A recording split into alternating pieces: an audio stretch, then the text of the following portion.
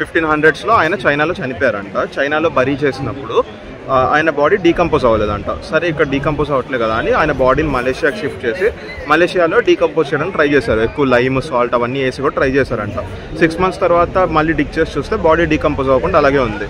So ఆయన wish ఏంటి, ఆయన బాడీ డీకంపోజ్ అయ్యాక ఆయన బోన్స్ అవన్నీ గోవాలో ఉండాలని ఆయన విష్ అంట.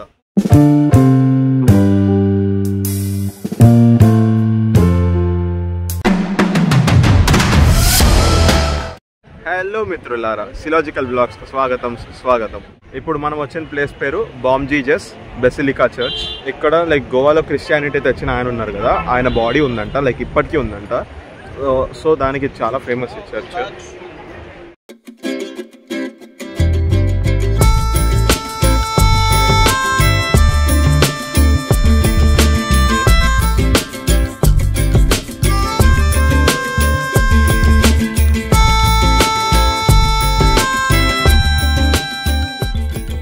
సో లోపలికి వెళ్ళక ముందు ఇక్కడ మంచి ఫోటోలు దిగాము. ఇక్కడ అంతా చాలా లైక్ ఈ కలర్కి క్రేజీ వస్తున్నాయి ఫోటోలు, చాలా బాగా వస్తున్నాయి. సో ఇప్పుడు లోపలికి వెళ్దాం, ఫోటోలు అన్నీ దిగేసాము.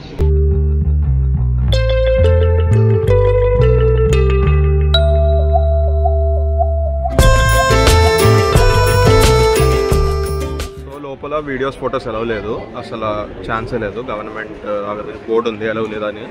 సో వెళ్ళి చూసి వచ్చి జస్ట్ రివ్యూ చెప్తాను, ఓకేనా?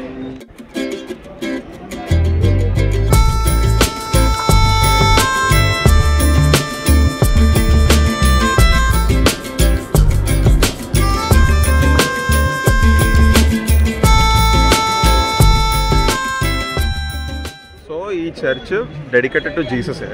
లోపల ఆయన చాపెల్ ఉంది. ఎవరిది? Saint Francis Xavier. ఆయన ఎవరంటే గోవాలో క్రిస్టియానిటీ స్ప్రెడ్ చేయడానికి పోర్చుగీస్ వాళ్ళు తెచ్చిన సెయింట్. ఆయన సెయింట్ ఫ్రాన్సిస్ ఎక్సేవియర్. సో ఆయన చైనాలో చనిపోయారనమాట చాలా ఇయర్స్ ముందు. 1500s ఆయన చైనాలో చనిపోయారంట. చైనాలో బరీ చేసినప్పుడు ఆయన బాడీ డీకంపోజ్ అవ్వలేదంట. సరే ఇక్కడ డీకంపోజ్ అవ్వట్లేదు కదా అని ఆయన బాడీని మలేషియాకి షిఫ్ట్ చేసి మలేషియాలో డీకంపోజ్ చేయడానికి ట్రై చేశారు. ఎక్కువ లైమ్ సాల్ట్ అవన్నీ వేసి కూడా ట్రై చేశారంట. 6 months తర్వాత మళ్ళీ డిక్ చేసి చూస్తే బాడీ డీకంపోజ్ అవ్వకుండా అలాగే ఉంది. సో ఆయన విష్ ఏంటి, ఆయన బాడీ డీకంపోజ్ అయ్యాక ఆయన బోన్స్ అవన్నీ గోవాలో ఉండాలని ఆయన విష్ అంట.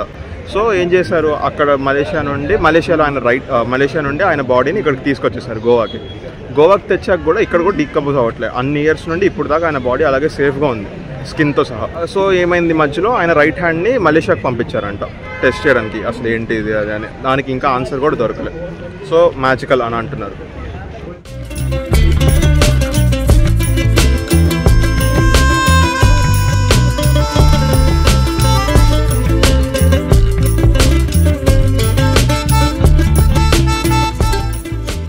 సో ఇప్పుడే మాకు ఒక ఫ్యాక్ట్ తెలిసింది. సౌత్ ఏషియాలో ఫస్ట్ చర్చ్ అంటే లైక్ క్రిస్టియానిటీ పోర్చుగీస్ తెచ్చారు కదా, ఫస్ట్ చర్చ్ ఉంది గోవాలో అంట. దీని వెనకుంటుందంట ఆ చర్చ్.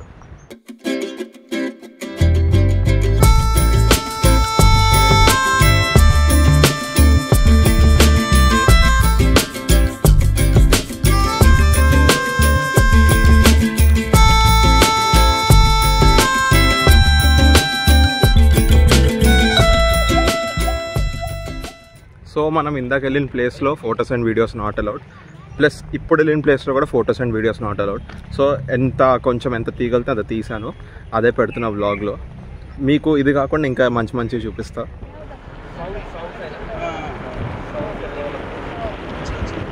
సో ఇది వచ్చేసి అగస్టిన్ టవర్. ఇదేంటంటే ఫస్ట్ ఇది చర్చ్ అంట, అది అలా కూలిపోయి లాస్ట్కి ఇది మిగిలితే దీన్ని అగస్టిన్ టవర్ ఇంక ఇలాగే ఉంచేశారు. చాలా ఫిలిం షూటింగ్స్ అన్నీ జరుగుతాయి అంటే ఇక్కడ. సింగం మూవీలో కూడా ఒక సాంగ్ ఉందంట. ఈ హారర్ ఫిలిం షూటింగ్స్ అన్నీ ఇక్కడ జరుగుతాయంట బాగా, సీరియల్స్, సినిమాలు.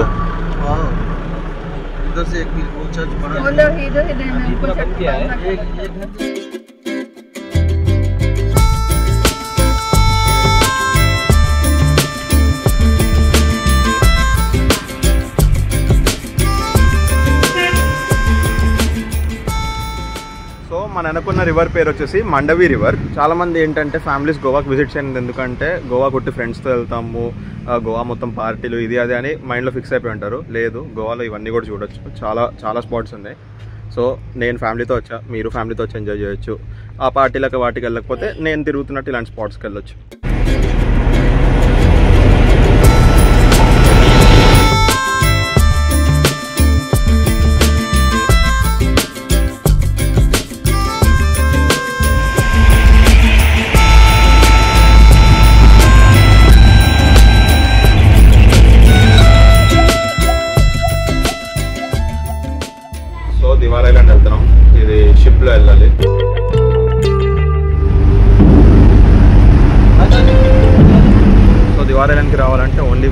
ఒకటే, రోడ్వేస్ ఉండవు, వాటర్ వేనే.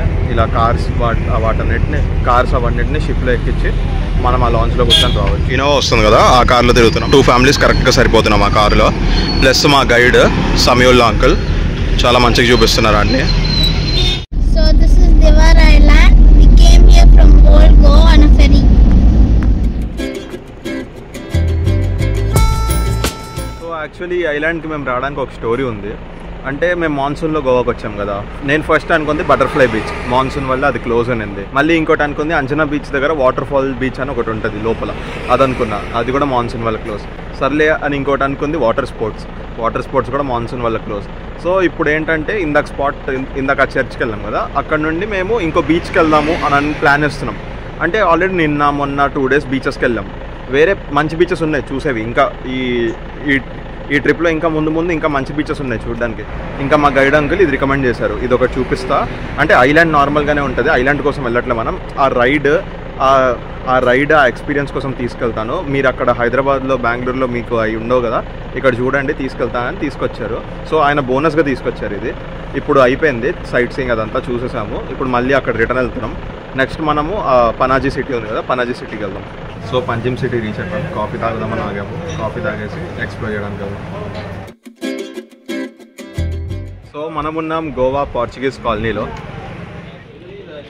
చూడండి అసలు ఎంత క్రౌడ్ ఉందో. బిల్డింగ్ కలర్లు ఇవన్నీ భలే ఉంటాయి, ఫొటోస్కి సూపర్ ఉంటుంది ఈ లొకేషన్.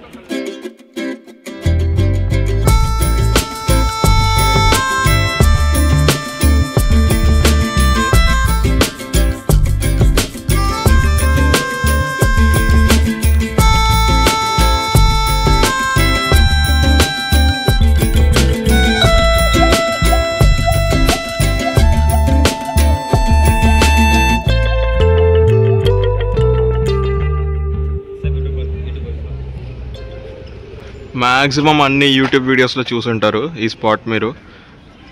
సూపర్ ఫోటో స్పాట్ ఇది. 300 years ఓల్డ్ వెల్ మన పోర్చుగీస్ కాలనీలో ఉంటుంది ఇది.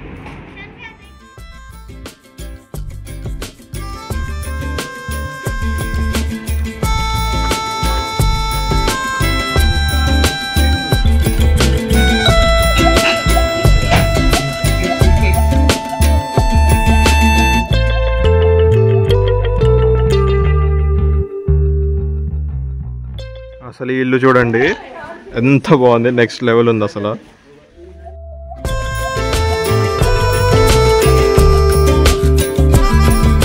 సో అది గోవాలో ఉన్న పోర్చుగీస్ కాలనీ. ఇది గోవా పనాజీలో ఉంటుంది. ఇక్కడ మొత్తం ఏంటంటే అందరూ ఫోటోలు తీసుకోవడానికి వస్తారు, చాలా క్రౌడ్ ఉంది. వేరే వాళ్ళ ఇళ్ళ ముందు నుంచి అని ఫోటోలు దిగుతూ ఉంటారు ఈ కాలనీ మొత్తం. సో ఈ వ్లాగ్ని ఇక్కడ ఎండ్ చేస్తున్నాను. నెక్స్ట్ వ్లాగ్లో ఇంకో ప్లేస్కి వెళ్దాం. ఒకవేళ ఈ వ్లాగ్ నచ్చుంటే లైక్ చేయండి, ఛానల్లో కొత్తగా వచ్చింటే సబ్స్క్రైబ్ చేయండి. మిమ్మల్ని మళ్ళీ రేపు ఒక కొత్త వీడియోలో కలుస్తాను. అప్పుడు దాకా బాయ్ అండ్ టేక్ కేర్.